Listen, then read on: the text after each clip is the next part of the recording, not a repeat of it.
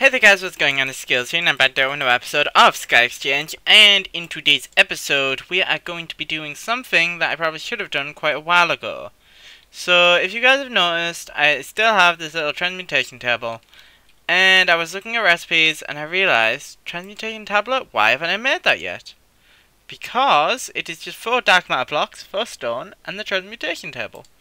So, we can actually really quickly get a transmutation table, get some dark matter blocks, 1, 2, 3, 4, get some stone, and 1, 2, 3, 4, then it should, I think it's these in the corner, and transmutation tablet, voila. And then I can quickly land this, and then boom. So I'm going to, I feel like one of these probably is almost done, if not one is done already. 2 are done, while I've been doing off camera work. So yeah, something else that I've done is I made, just right, well, I wanted to make a little area, so I figured, like we have some space over here. Like we already have the dark blue blocks, so I figured, why not, instead of using dark blue, go with regular blue. And I made a little platform. So I quite like how this block looks, the tile. I think I might change that and the thing over there to tiles at some point, as well as the yellow. But I'm not sure when, because, wait, what's the actual blue? Oh, that's actually quite nice. I like that colour. It's kind of more purple than blue. I don't know. I might actually keep this for here, and then I might use that somewhere else. I actually I really like the light blue, but I'm not actually quite sure how I feel about the dark blue. Obviously, I wasn't quite sure about it at first because of like how just this little bit, but if it was all of it was this, I feel like I'd like it. Like when I started building this, I was like, and then when it's finished, I really like how it looks, even though it's just a square at the minute. But anyway, yes, this is going to be where we have all our sanguimancy stuff. So, sanguimancy, that's in Spicy Magic. How many tiers of blood altar is there? Wait, what? Another way to officially get up here. To use the incense altar. Ashes to ashes, dust to dust. Binding reagent. What? Anyway, right, blood altar. Let's actually go get all of our let's go move all of our blood magic stuff up here. So we don't actually have that much, obviously, at the moment. But I will grab what we have made. And we won't look at the quest book per se. Well, actually, we might do the quest book. But I want to have a look at the book and see what it what order it suggests. So, let's go back. So, The Alchemist Introduction. Oh God, there's a hole. Okay, there's law behind this. My name is Vlad Highborn, and I am a blood mage. I have studied the intricate workings of alchemy and the process of equivalent exchange, which governs all aspects of magic.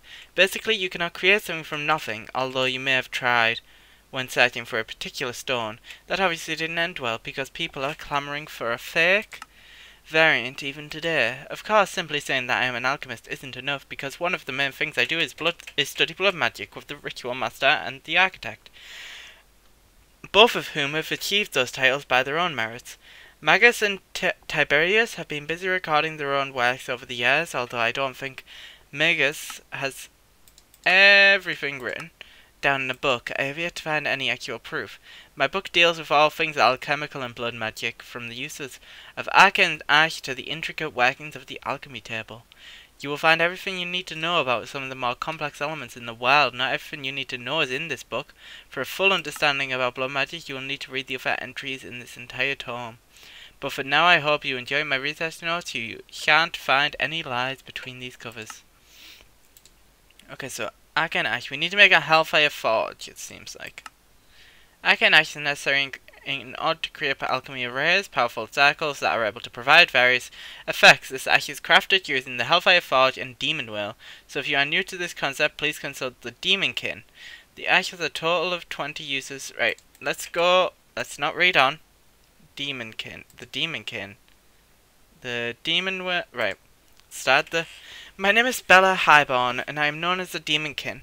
Several months ago, my village was attacked by a wave of demons, killing all of the people while destroying every single building. I don't remember much from the attack, other than screams of pain, as each and every person I knew left this world for a happier one. Oh my god.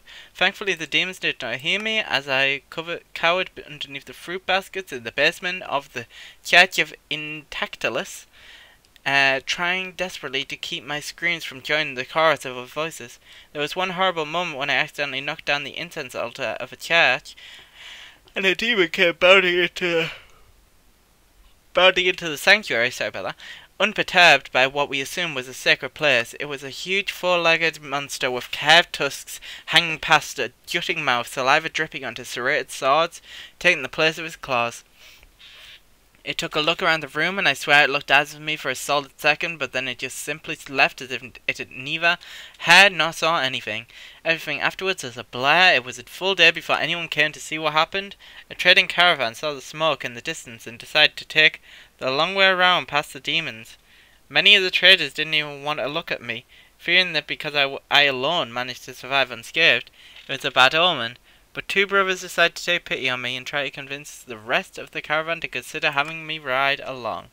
It took me selling the priestess's wand and locket, but I managed to buy a safe passage to a village far enough away from the demons' path of destruction.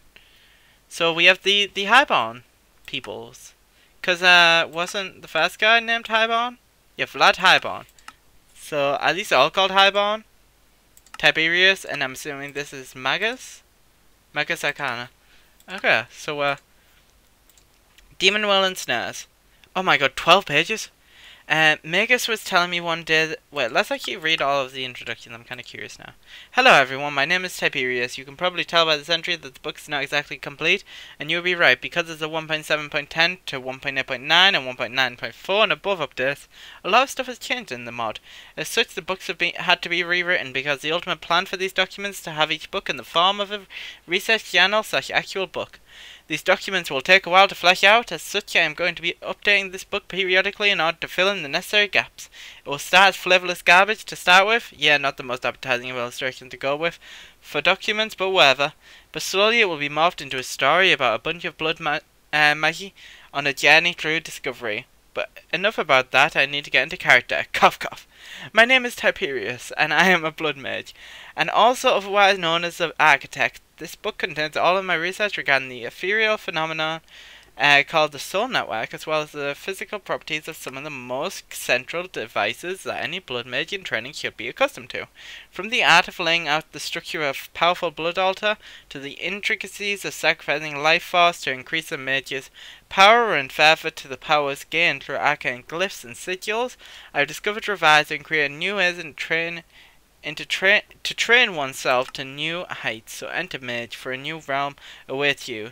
Yeah, Mega says that I can get a little grandiose, but what can you do? I like the story of like the four magis.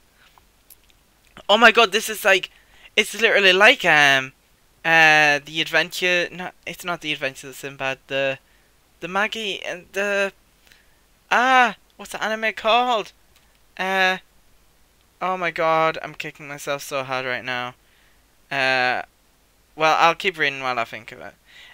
Good evening. My name is Magus Arcana. I've had many guises over the years, a thief and a vigilante. The Labyrinth of Magic, Magi. That's what it's called. And then the Adventures of Sinbad is like a side thing. But yeah, there's like 4 magis who are like the most powerful like wizards and witches in the world, and yeah, this is them basically. Anyway, good evening, my name is Magus Arcana. I've had many guises over the years, a thief and a vigilante, a wizard and a warrior, a roaming nomad and even a politician. The title that I hold nowadays is one that many cannot comprehend. That at the very mention of it brings Fourth, images of brutality that in some cases have been and by many others are misguided. I am of course talking about being a blood mage. Though my friends simply call me Magus, whereas my enemies refer to me as the ritual master. My students have been pestering me for months now, attempting to get me to document all of the myriad adventures that I have had in some form of book for me to distribute among any aspiring mages. I had been resistant, but it was Tiberius who put it best. Although you may not see the value of it yourself, hearing the intricacies of any sort of craft from a man who has achieved mastership of the field will prove invaluable for future generations. It doesn't matter how they forgot thingy. It doesn't matter how accurately someone else retells it, you don't have the utmost confidence in the source. The gold sand could be nothing more than sulfur. Oh no, they hadn't, okay. You could tell he was delving into a bit of alchemy at that point, but since he was my first student for a long time, I tend to value his opinion. So, aspiring blood mage, training in the arcane that many yet do not fully understand, lend me your ears, for these are words worth heeding. The field that you are studying has many aspects, and without careful consideration, you may find your tools lacking. Therefore, make sure to review this book often. I have put many enchantments on the tome that you carry with you, so that whenever I write in my master copy, the words will change for you. So sit back, relax, and enjoy the teachings of a very old man. You may learn more than you've bargained for. Sit back, relax, and listen. I back for a brand new edition. I should say Magus is back for a brand new edition. Blood magic grabs a hold of us tightly. Right, anyway. Getting back to this, Demon Will and Stars. Right, okay, I've had enough of reading, to be honest. Is there a picture? Is there something I can just make, really? Oh, I've made this! Oh, okay. Okay.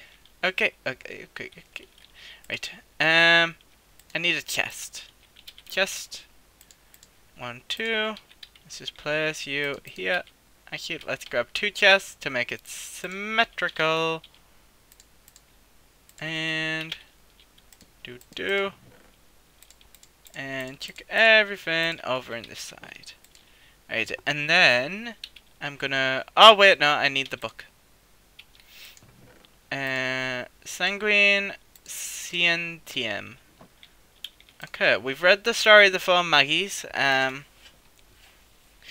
Demon Wilden's Magus was telling me one day that every living being has a soul. Humans, chickens, sheep, and even creepers have this life force that would give the body a will to live. It seems that Magus has done a lot of experiments in this time, and has even heard of a powerful maze that could take these souls and transfuse them into empty vessels, such as zombies, but that made me wonder, if zombies and skeletons did not have souls, how is it they had a will to live? What animated them so that they would try to hunt down any living creature and try to kill them? It all came back to will, each and every single time. Anything living had to have a will in order to survive, but it didn't mean that it had to be their own. When I brought this up to Magus, he pondered a little, and then brought out his blackboard and chalk. From where, who knows?